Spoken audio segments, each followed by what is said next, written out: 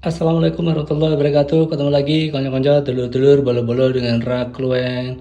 Apa kabar? Semoga semua selalu sehat dan bahagia ya. Masak lagi hari ini hari ke-21 program Masak Murah. Yang ada di hadapan saya saat ini adalah rebung bambu. Terus ada bumbu-bumbu, di sana ada lengkuas, bawang putih, kemiri, cabai, bawang merah, dan di sebelah sini ada daun bawang. Terus ditutup dengan tempe kedelai. Yuk masak lodeh rebung bambu bumbu kemiri. Dimulai. Rebung bambu ini enak banget. Kebetulan yang muda banget. Kadang kan beli itu ada yang terlalu keras gitu, ada terlalu tua. Terus kebetulan ini yang muda banget. Nih terasa empuk banget. Apalagi penjualnya juga telaten merebus. Otomatis ini tinggal sedikit saja mengempukkan, atau malah sudah tinggal memasak saja. Dan jadi masalah adalah bau khas rebung itu memang pesing. Seperti lazimnya bahan-bahan makanan yang sering kita temui juga begitu ya. Rebung baunya seperti apa, sambuan baunya seperti apa, beluntas seperti apa, itu kan beda-beda. Kebetulan rebung ini memang butuh perlakuan khusus. Tapi walaupun direbus 1000 kali pun baunya akan tetap seperti itu. Yang bisa dilakukan memang mengurangi saja. Ya biarkan memang bau khasnya seperti ini ya dinikmati. Dan banyak orang memang menyukai rebung selain untuk digunakan sebagai sayur. Di lodeh lah, di oseng, bisa juga dipakai sebagai isi membuat lumpia. Khasnya lumpia yang paling nancap di benak saya ya memang yang di dalamnya ada rebungnya. Kalau yang di dalamnya mie dan lain-lain itu kan modifikasi saja. Rebung terus di luarnya atau makannya pakai daun bawang ini. Begitu biasanya lumpia. Harga rebung ini memang cukup mahal, 5.000. Mengapa 5.000 dibilang cukup mahal? Karena bahan-bahan yang pernah kami masak lainnya di bawah itu. Cuman itu. Tapi secara umum sebenarnya ini masih sangat murah. Masih sangat murah. Terus nanti akan melibatkan juga tempe kedelai karena sudah lama tidak menggunakan tempe kedelai sebagai bahan masakan. Terus ini 2.000. Aku potong 2.000. Ini turane masak wingi-wingi, paling dikalkulasi Rp1.000 saja. Bumbu ada biasa juga. Karena ada miri, jadi ini sekitar 3.000-an lah. Ya. 5.000, 2.000, 1.000, 3.000. Hitung sendiri. Mulai memasak, nanti saya akan potong-potong ini kemudian digoreng seperti mau membuat sambal goreng ya, agar tidak hancur ketika di sayur nanti. Terus tentu saja ini juga akan dipotong-potong. Cara memotongnya bisa dengan beberapa cara, bisa dipotong seperti bikin steak gitu ya, panjang-panjang gitu ya. Tapi juga bisa dipotong bulat-bulat atau apapun lah terserah. Yang penting sesuai selera masing-masing ya, bebas.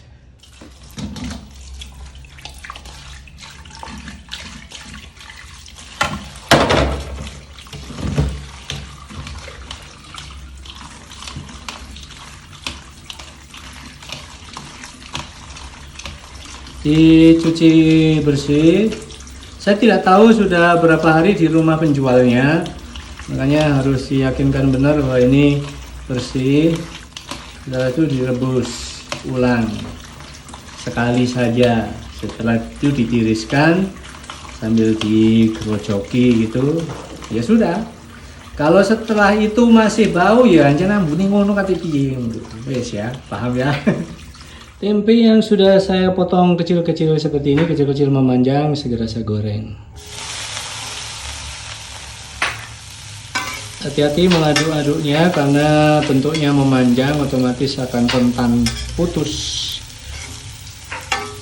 ukur-ukuran. Di sebelah kanan ada panci yang saya siapkan untuk merebus rebung yang sudah saya potong-potong tadi. Sambil nunggu air mendidih, saya fokus dulu ke tempe. Mas sedang bantu merajang daun bawang, juga memotong-motong bumbu yang mau saya goreng setelah tempe. Tempe sudah siap saya angkat. Bismillahirrahmanirrahim.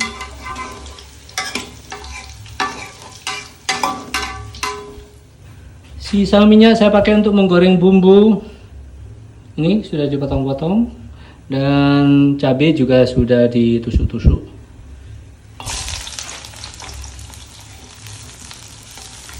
Di sebelah kanan air sudah mendidih, saatnya saya memasukkan rebung yang sudah dipotong dan dicuci bersih. Bismillahirrahmanirrahim.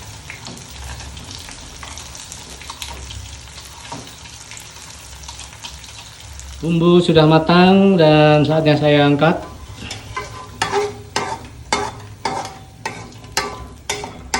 Fokus saya sekarang bergeser pada rebung. Segera saya angkat dan saya tiriskan. Bismillahirrahmanirrahim. Airnya kekuning-kuningan. Saya bilas dengan air bersih.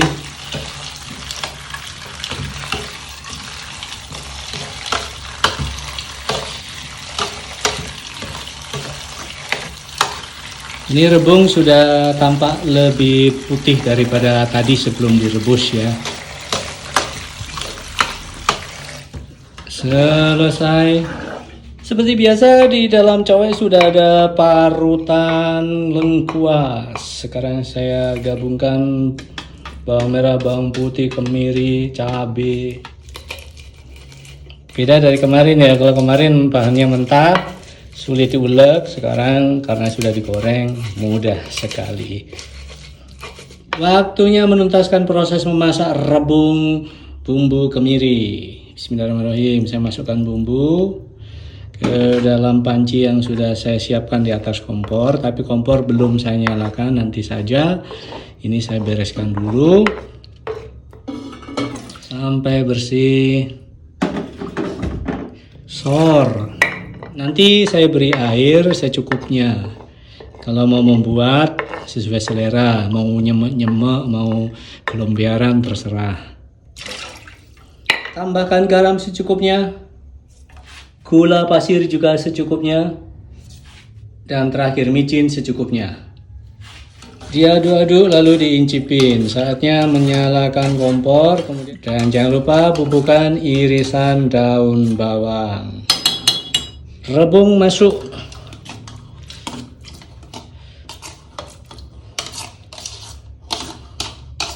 Banyak banget ini alamat blendrang. Wes pokoknya hari-hari saya tuh tidak pernah lepas dari blendrang. Makanya tagline di channel saya itu ada kata wadang blendrang. Hampir tiap hari makan sego wadang, jangan blendrang. Berikutnya tempe yang sudah saya goreng menguning seperti ini. Ya, aduk-aduk secukupnya saja ya, jangan sampai terlalu kasar, biar tetap utuh walaupun tidak sepenuhnya utuh. Terakhir daun bawang. Saatnya menyalakan kompor. Saya sederhana ini cara memasak rebung bumbu kemiri, dan bisa dicoba di rumah kalau memang bahannya ada. Kalau tidak ada dan kepingin bisa beli di pasar. Kalau di pasar tidak ada ya sudah, kapan-kapan saja kalau ada ya. Selesai sudah proses memasak rebung tempe kedelai bumbu kemiri. Ya, seadanya saja, yang penting bisa mengenyangkan. Begitu, dulur-dulur, semoga kita semua selalu sehat dan bahagia. Wassalamualaikum warahmatullahi wabarakatuh. Dadah. Alhamdulillah, ini adalah episode ke-21 dari serangkaian program Masak Murah. Tanpa terasa 21 hari berturut-turut sudah saya gulirkan program Masak Murah, yang idenya muncul tiba-tiba karena kebingungan, katanya konten nopo, sembuaran konten kan sing nonton gitu ya. Sedikit lah, bukan yang ada. Sedikit sekali, sangat sedikit sekali, tapi alhamdulillah ya, alhamdulillah masih ada yang mau nonton. Cuman kan namanya juga kreator itu selalu terpikir bagaimana caranya supaya karya-karyanya bisa ditonton oleh sebanyak-banyaknya orang, kan begitu. Makanya saya sebut pencapaian saya dengan Raguluan memang belum mencapai titik yang saya harapkan kalau bicara target ya. Jadi ya sudah, mau bagaimana lagi, yang penting selalu berusaha untuk terus mencari hal-hal tertentu, hal baru yang mungkin bisa ditawarkan kepada calon penonton agar ya menyempatkan waktunya melirik ketika di berandanya muncul video dari Rakuluan, ini apa ya, kemudian ditonton gitu ya.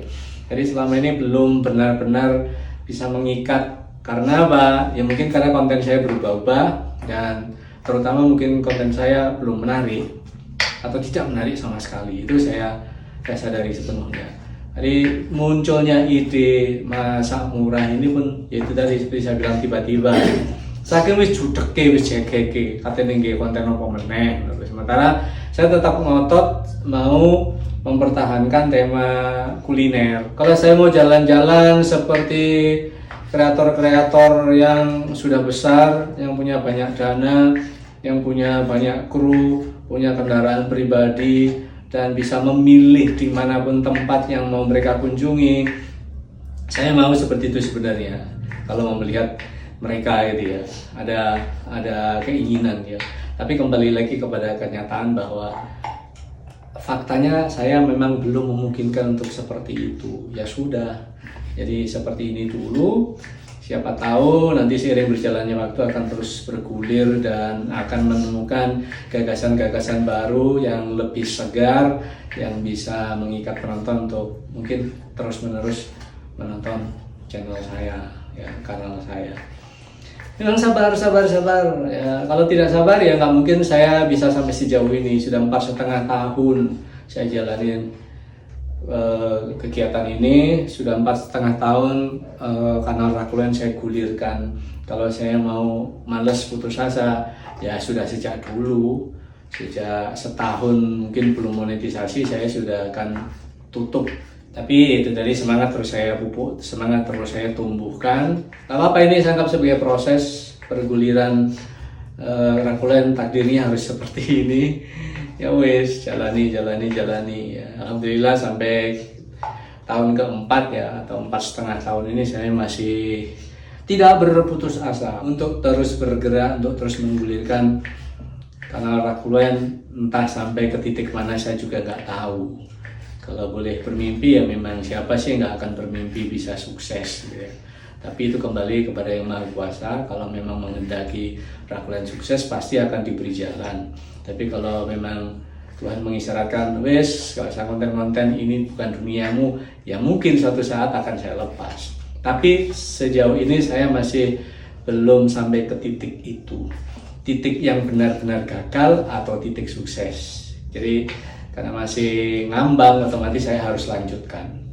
Ya, kalau saya berhenti sampai di sini, tidak ada artinya perjalanan 4,5 tahun yang sudah bergulir kemarin, dan rugi besar. Saya sudah habis banyak ya. Kalau orang Jawa menyebut banyak yang sangat banyak itu hanya banyak gitu ya.